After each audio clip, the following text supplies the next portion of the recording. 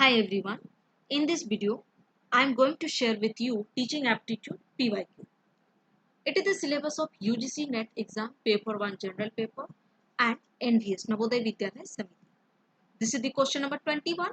From the list of learning outcomes indicated below, identify those which are said to be high level outcomes. यहाँ पे सारा का सारा क्या दिया, लर्निंग आउटकम्स दिया गया है और इसमें सबको high level outcome that mean किसमें बहुत अच्छा रिजल्ट आता है उसको आपको चूज करना है। ऑप्शन है ऑर्गेनाइजेशन एंड करेक्टराइजेशन। किसी भी चीज को ऑर्गेनाइज करना अच्छे तरीके से और फिर उसको करेक्टराइज कर पाना जस्ट लाइक जैसे मैंने एक टॉपिक लिया एनिमल। एनिमल बच्चे को एक स्टूडेंट्स को लर्नर को एक प्रोजेक्ट दिया गया एनिमल के बारे में, तो वो पता लगाएगा, है ना। एनिमल कितने टाइप्स के होते हैं उसका टाइप्स के बारे में पता लगाना, फिर उसके बाद में उसका डेफिनेशन बताएगा, डिफाइन करेगा। तो ये सारा चीज जो किया गया, सबसे पहले तो और कलेक्ट किया डेटा को, फिर उसको ऑर्गेनाइज किया, किसको सबसे पहले डिफाइन पहले होना चाहिए, फिर टाइप्स आना चाहिए इस टाइप का, उसका कलर्स बताना, कौन सा एनिमल क्या खाता है, उसका फूड साइकिल के बारे में बात करना, ये सारी चीजें है ना। तो सब कुछ वो बता पा रहा है। फिर उसको करेक्टराइज करने का मतलब है किसको कहाँ पर रखना है और कैसे एक्सप्रेस करना है। इससे बच्चे का हाई लेवल आउटकम्स बहुत ज्यादा निकलता है क्योंकि वो खुद से कर रहा है ना। तो option number A is correct. Option B imitation, manipulation and precision. Imitation that means कोई रियल, जैसे एनिमल रियल है और उस पे किसी ने बहुत अच्छा प्रोजेक्ट बनाया, उसको कॉपी करना। इमिटेशन दैट मीन्स कॉपी करना, फिर उसको मैनिपुलेट दैट मीन्स एडिट करना, उसमें कुछ थोड़ा सा चेंजेस कर देना, चेंज करना बोल सकते हो। मैनिपुलेशन दैट मीन्स चेंज करना, फिर उसके बाद में एक्सप्रेस करना। तो ये क्या होता है लर्निंग में, आप किसी की चीज को चुरा रहे हो, कॉपी करना मतलब चुराए हो, है ना। फिर उसमें थोड़ा सा कुछ चेंजेस किए, फिर एक्सप्रेस कर दिए, तो इससे तो हाई लेवल आउटकम्स आएगा।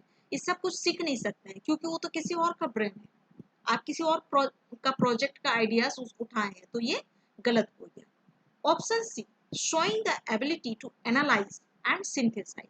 एनालाइज का मतलब उसके ऊपर में डीपली नॉलेज रखना, डिफरेंट डिफरेंट पार्ट्स के बारे में बताना, टाइप्स या पार्ट्स उसके बारे में नॉलेज लेना और उसके बाद में उसको एक्सप्रेस करना, सिंथेसाइज करना मतलब कलेक्ट करके फिर बताना, है ना। तो ये बिल्कुल सही है क्योंकि आपको उसका पार्ट्स, इसका जैसे मैंने टाइप्स बोला, एनिमल का टाइप्स पता कैसे चलेगा, जब आप उसमें स्टडी किए रहोगे तभी पता चलेगा, है ना।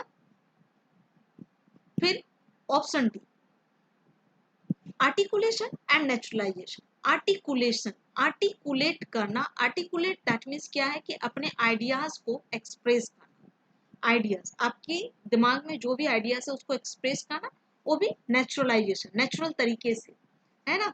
तो नेचुरल तरीके से तो आपके दिमाग में आइडियाज, अच्छा आइडियाज आना भी तो चाहिए। अगर अच्छा आइडियाज आ रहा है तो वो भी एक हाई लेवल आउटकम्स है, मतलब आपका दिमाग सही चल रहा है, तो ये बिल्कुल सही है। Option E awareness, responding and valuing.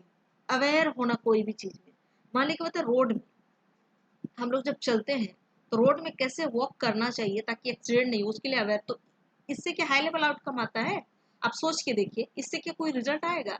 आपको किसी ने बता दिया कि आपको सेफ्टी में ऐसे जाना है, तो आप उसका तो अपना दिमाग, आप बस उससे सेफ्टी में चल रहे हैं, तो ये नहीं होगा। फिर उस पर रिस्पॉन्ड कर रहे हो, फिर वैल्यू दे रहे हो उस चीज को, कैसे चलना है नहीं करना है, तो ये नहीं आएगा। Option F learning of facts and rules.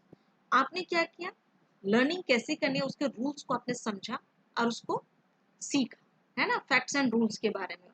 तो ये भी बहुत अच्छा आउटकम नहीं देगा, ये हाई लेवल का जब अपना आइडियाज आप लगा रहे हो ना, खुद के आइडियाज को लगा रहे हो, फिर उसको रिप्रेजेंट कर रहे हो उसको, है ना।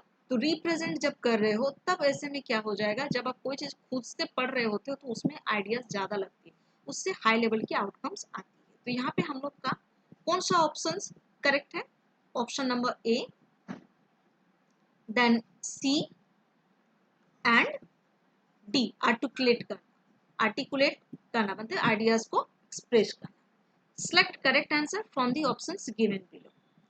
Option A C and D, yes option A is correct. Option B C E F, no, C is correct but E and F is wrong. Option C B C E, B is wrong, C is correct and E is also wrong. So this is also eliminated. Option D, A is correct, E is wrong and F is also wrong. So option D is also wrong.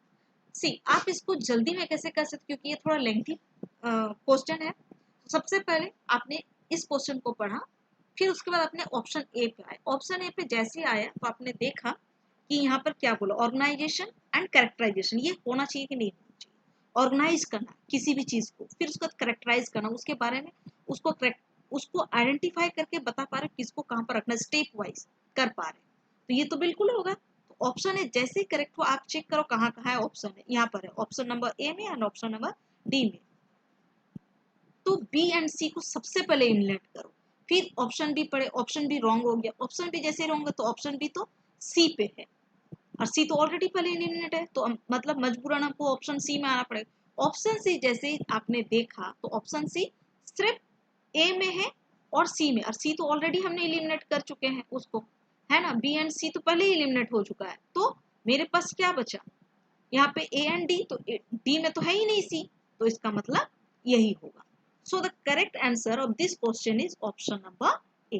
Thank you very much for watching this video.